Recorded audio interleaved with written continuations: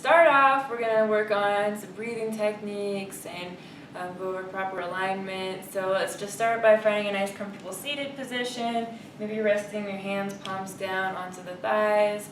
And just close your eyes for a moment and take a nice deep, slow inhale in through the nose.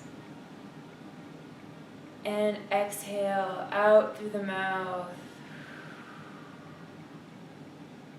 So switching over to a different method of breathing, we're going to do what they call ujjayi breaths, which is also inhaling in through the nose and then exhaling out through the nostrils as well, and letting that air just kind of reverberate through the back of the throat, and it kind of activates your diaphragm more and uses the core to force that air out rather than just deflating. So let's try that now. Inhaling and let it out. Good. So we're going to just continue using that method through the rest of our workout today.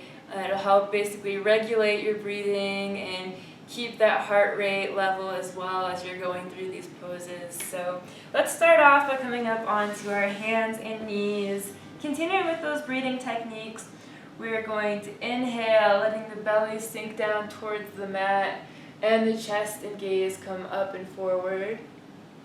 And exhale, tightening that core as you come up into cat. We're going to raise the spine and arch it up towards the sky as you let the head hang. And again, coming forward into what they call cow. Bring the belly button down to the ground and inhale. And exhale, coming back up into cat. I'm going to make sure that your knees are below the hips and the wrists should be pretty much below the shoulders there. And let's bring it back to neutral. And by that I just mean a nice straight spine. Head just can be elevated forward. And we're going to do some balancing, work on our stability while continuing on with this breathing pattern as well. So let's start off by taking the right hand up and the left leg up. And you can have the feet flexed to start, and we're going to lower that right hand towards the ground but without touching as you point that left foot and bring it up nice and high, really tightening up the hamstrings and glutes. So then let's reverse it. Right hand will come up and left leg down, almost touching the ground but not, keeping stable, and we'll reverse that a couple times. Right hand up, left leg down.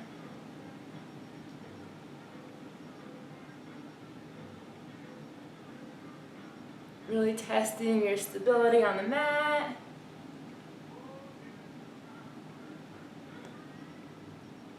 And bringing it level and out. So at a slight angle, that leg's going to come out, arm's going to be straight out to the right. Take a nice deep inhale, and we're going to pause for 20. And inhale, and 1, 2, 3, 4, 2, 2, 3, 4, 3, 2, 3, 4, 4, 2, 3, 4, 5, 2, 3, 4, and relax. So since we've been engaging that left shoulder, we're going to let it ease up for a minute and just tuck it under your body, and you're going to come down all the way down, bring that left shoulder to the ground, and look to the right. And then let those hips bring it back a little bit. You should feel a little bit of a shoulder stretch through that deltoid as well. Letting the circulation flow back through. And inhale as we come back up onto all fours. And let's switch it out. So left hand's going to come up and right leg. And lowering that left hand as we raise that right heel nice and high. Left hand up, right leg down. Left hand down, point those toes and raise that foot up high. And then flexing the foot as you lower, raising that left hand. Couple more times.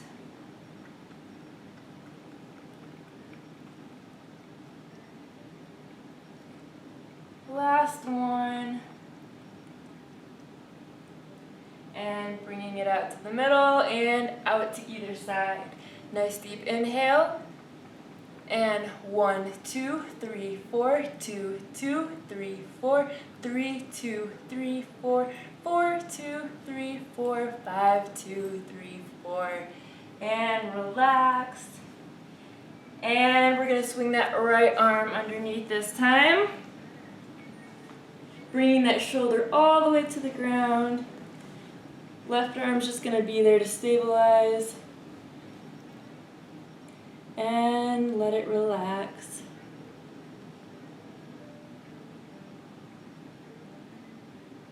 You can get a little bit of a neck stretch in there as well.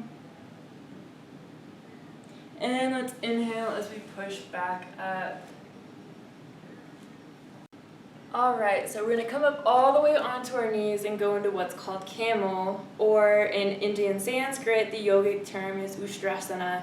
So we're going to bring our knees so that they're probably about a fist width apart there, and then our tops of our feet are going to be pressed down into the mat. Now I'm going to show you the traditional way of doing this pose, and then I'll give you a couple modifications.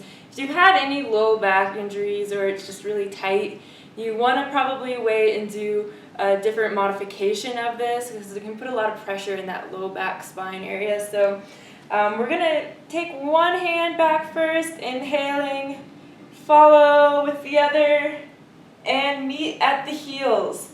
So let the head hang back between the shoulders, and then once you've reached this, bring those hips forward.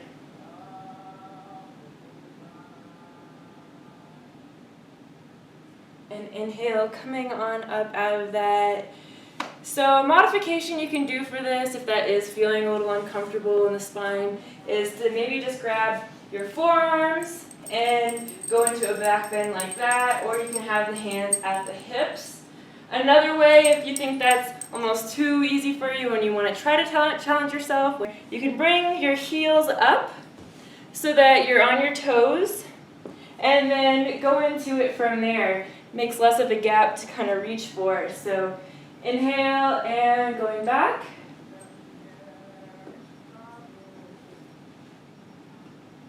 Let the head hang and hips forward.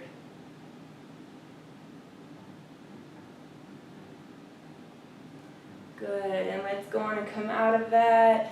And we're going to go straight into child's pose. Okay, Angel, gotta move. Stay. Okay. So now we're going to go straight out of that into child's pose. So we're going to bring our knees apart, a little bit wider than the hips, and bring those hips, let them sink down towards the heels, and arms are going to just reach out up to the front of our mat. And let your forehead rest as you extend those fingertips out even further.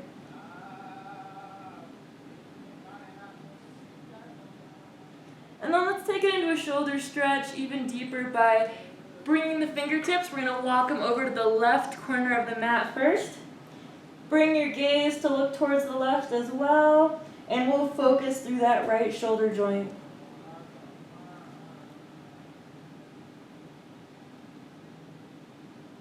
And then let's walk it over to the right corner of the mat, turning your head to the right as well.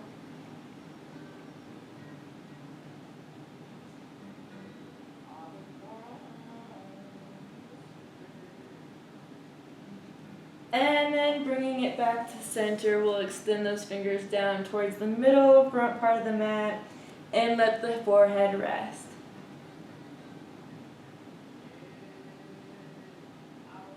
This is basically a counter pose for that camel that we went into previously. Help alleviate all that pressure in the low back and elongate the spine.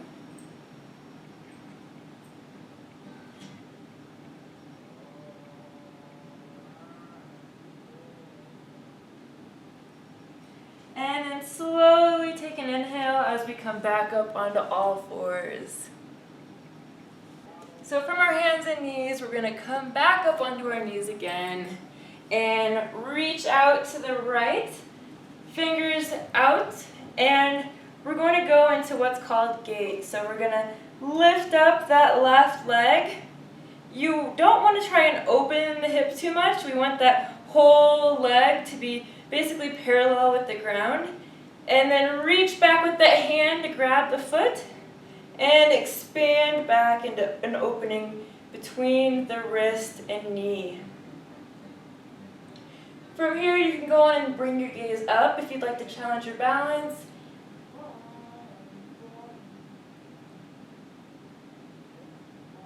And see where your limits are. Expanding the chest and inner pelvic area. And bringing that knee back down. We'll come around over to the left side this time. Raising that right leg and then reaching back for the foot once that leg is parallel with the ground. Bring your gaze up if you'd like, and then expand and open that chest.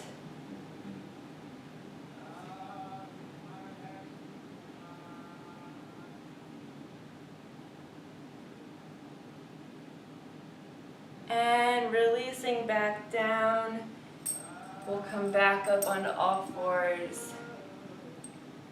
We're gonna roll over our toes and push back into downward dog. So we're going to take a moment to line up our structure with our spine here. You want your hands forward, hips are going to be up nice and high, and then imagine there's a string connecting the chest to the knees.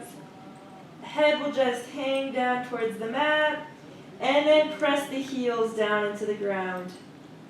Maybe take a moment to just switch your weight from one side to the other, warm up those calves and hamstrings. And then sink into it even deeper. You almost want to rotate that whole shoulder joint out, bringing what's called the eye of the elbow forward as much as you can. That'll allow your spine to just press back and elevate. So from here we're going to go on and focus on some core work. So taking a nice deep inhale. We're going to raise that right leg nice and high, pointing, and almost stack the hips here. Don't lose your structure with your arms. You want those shoulders to still stay relatively squared. Take a nice deep inhale. And on the out breath, we're going to bring that right knee all the way up to the right elbow as we lower the hips into plank. And push back. And right knee to left elbow this time, twisting slightly at the hips. And push back. And exhale, releasing both feet together. So let's do that again with the left side now. Nice deep inhale, point that left leg nice and high. Stacking the hips, but squaring the shoulders. And exhale, left knee to left elbow. And you're going to come up onto your toes here while you're in this plank position, and then push back, forcing those heels down as you raise the left leg nice and high. And left knee to right elbow. And back up again. And release. And you can go through that as many times as you want.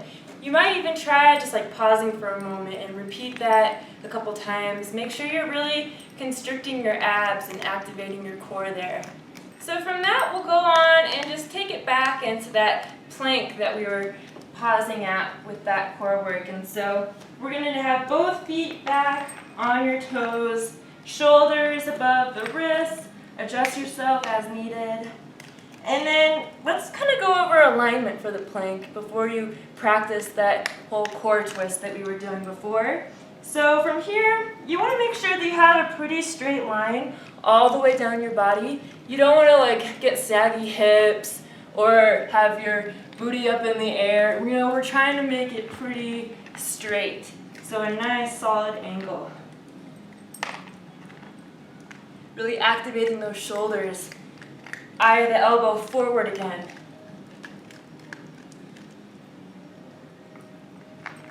And then to take it to a side plank, we're going to bring our right hand to the middle of the mat and twist on over.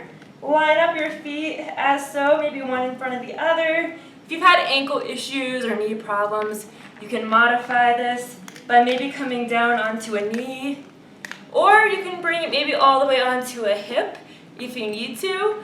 I think most people should be able to have your knee down if you have had any issues and you don't want to put pressure on the joint from a side angle like that. Otherwise, if you're feeling comfortable, then go on and try to bring both legs straight out. Line up so that shoulder is above the wrist and left arm and gaze will come straight up. Holding for a couple breaths. And you either can continue to hold this, or if you'd like to activate that whole, so you can either continue to hold this for a couple breaths, or if you'd like to take it a step further, we'll do what I like to call hugs. And you're gonna just swoop that left arm under, bringing that right hip back a little bit and up, and twisting out.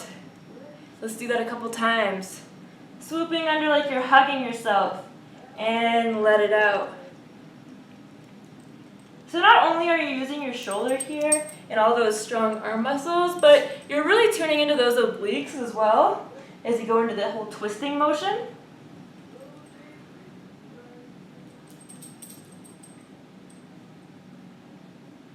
Good, and let's bring it back up to a high plank. Adjusting those shoulders as you need. Try not to drop down, we're gonna keep pushing through. Now going into a left hand in the middle. And I'll do it from this angle so you can kind of see the alignment from the other side. Right foot up front in front of the left. Remember, you can take it down into that modification. Bring the left knee down if you'd like. Otherwise, if you haven't had any knee injury and your shoulder's feeling pretty strong, let's go on and bring feet straight out. Arm and gaze up to the right. And you can either continue to hold this, or we'll go into that hug twist.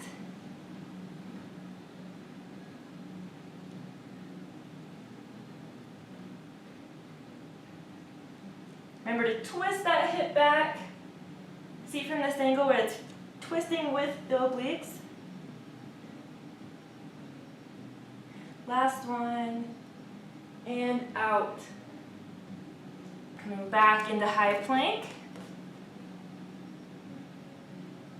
Holding, I know your arms are probably burning, but push through, nice and strong. And then we're gonna bring it to a low plank, and then pause at a half cobra. All right, so at this half cobra, to get into what that means is, hands are gonna be pressed down and forward. You wanna pull the elbows into the body. So no like crazy cobra arms, since cobras don't have arms, so make them disappear. Push in tight to the rib cage, and then we're gonna do what looks kind of similar to a push-up. You may be thinking, oh, like your whole lower body's on the ground. This is like probably super easy compared to a regular push-up, but it's actually kind of challenging you because we're holding through and we're never gonna straighten the arms out. So keeping them at slightly bent, we're gonna take it down even further so that the belly button is touching the ground, but chest and upper rib cage is still elevated. And inhale, bringing it up slightly. And exhale, lowering down. A couple more times, don't let those elbows fly out. And lower. Really burning the triceps. This is gonna make it awesome. This is gonna make nice toned triceps. Feels so good, lower it back down. And one more. And hold. And release it all the way down to your stomach. Let the chest rest. Let those arms come up front to use a cushion for the head. And we'll pause for a moment.